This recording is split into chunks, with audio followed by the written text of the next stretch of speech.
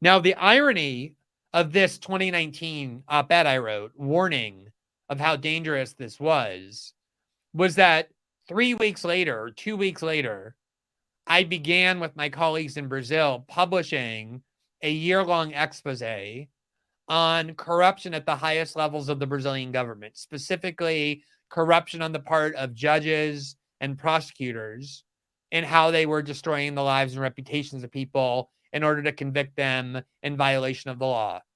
And for those of you who haven't seen it, I did a video last night about the Matt Gaetz case, where I talked about how what was done to Congressman Gaetz is such a travesty because someone leaked the existence of an investigation looking into whether or not he is someone who trafficked underage girls to pay them to have sex with him.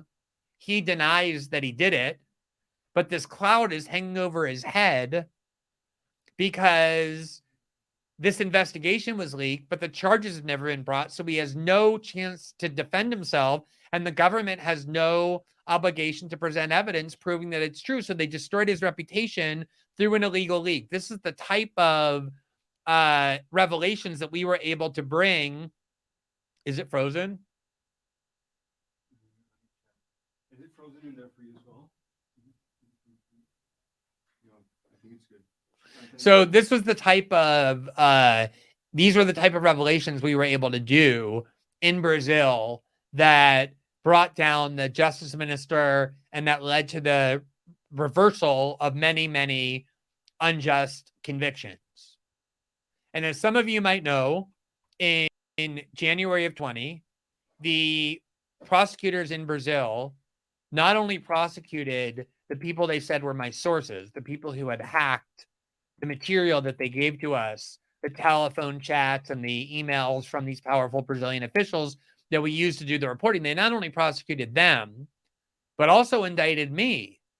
They also charged me with being part of this conspiracy, even though my only role was what Julian did in this case, received information from my sources that were in the public interest and reported it.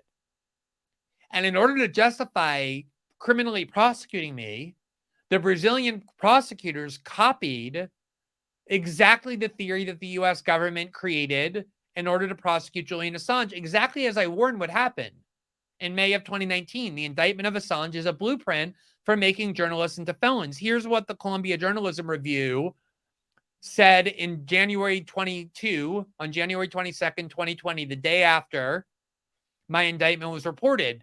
This is the Columbia Journalism Review. Quote, Brazil's attacks on Greenwald mirrors the U.S. case against Assange. These corrupt prosecutors in Brazil wanted to punish me, wanted to prosecute me, wanted to imprison me for the same reason the U.S. government and the U.K. government want to do that to Julian Assange. Because I exposed secrets, things they wanted to conceal, that prove that they were acting corruptly. And they copied this theory that the U.S. government invented that the Biden administration is now defending in order to prosecute Julian Assange. Now, in my case, I was very lucky because the Brazilian Supreme Court had already ruled that any attempt to prosecute me for this reporting would be retaliatory and therefore a violation of my press freedoms. And the Brazilian judge who got this case dismissed the charges weeks later, although he said he believes I actually committed crimes based on this theory. Their theory was that at some point during my work with my sources, I had not just received information, but encouraged them to take steps to protect themselves from getting caught. And that by doing so, I made myself part of the criminal conspiracy because I was helping my sources avoid getting caught, something journalists do all the time, something the New York Times and the Washington Post do every day. This is why the Biden Justice Department's pursuit of this case is so dangerous. And it is a disgrace. It is such a tragedy that Julian Assange will now spend at least another half decade, if not the rest of his life, in a cage in prison. And for what? For what? He did something that merits gratitude, not punishment. He showed us the crimes that our government was committing and concealed from us. In 2016, he revealed secrets about the leading presidential candidate who was going to be the most powerful politician in the world that she also was trying to conceal from us, namely the way her party cheated on her behalf in order to get her the nomination. It also revealed what she was saying in secret to Goldman Sachs and other Wall Street firms, that she was saying to them as they paid her $750,000, $500,000 in order to appear.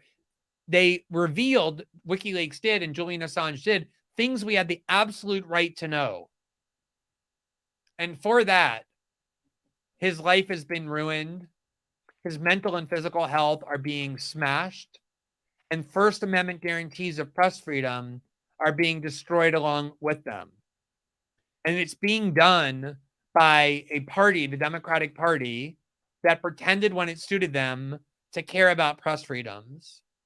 And it's being done with the acquiescence, if not the overt support, of journalists themselves, or people who call themselves journalists, who have that job title in their capacity as employees for media corporations, because they hate Assange so much for the same reason the CIA does, that he broke major stories and helped the Democrats lose the 2016 election by doing their job of reporting on who Hillary Clinton and the Democratic Party really were. So from now on, when the United States or the British government go to denounce other countries, China or Iran or Belarus or Russia or whoever, Venezuela or Cuba, for dishonoring press freedoms and punishing journalists, they're going to be a laughingstock. They're going to be a laughingstock. They're already authoritarian leaders like the president of Azerbaijan, who was interviewed several months ago by a BBC reporter who was pressuring him about why journalists were in prison. And he said, "Who are you to judge us? You're putting Julian Assange in prison for a decade because he revealed your war crimes." The US and the British governments have zero credibility to denounce others for violation of press freedoms. The US media has zero credibility, zero moral standing to ever again pretend that they care about press freedoms, given that what is by far the gravest threat to press freedom against the most consequential journalist, or one of them of his generation, is being ignored by them when it's not being applauded. It is a travesty on a personal level, and it is a very grave menace on the level of politics, society, and the Constitution to watch somebody whose only crime is reporting, and reporting very well, now being in prison for his 10th year with no end in sight.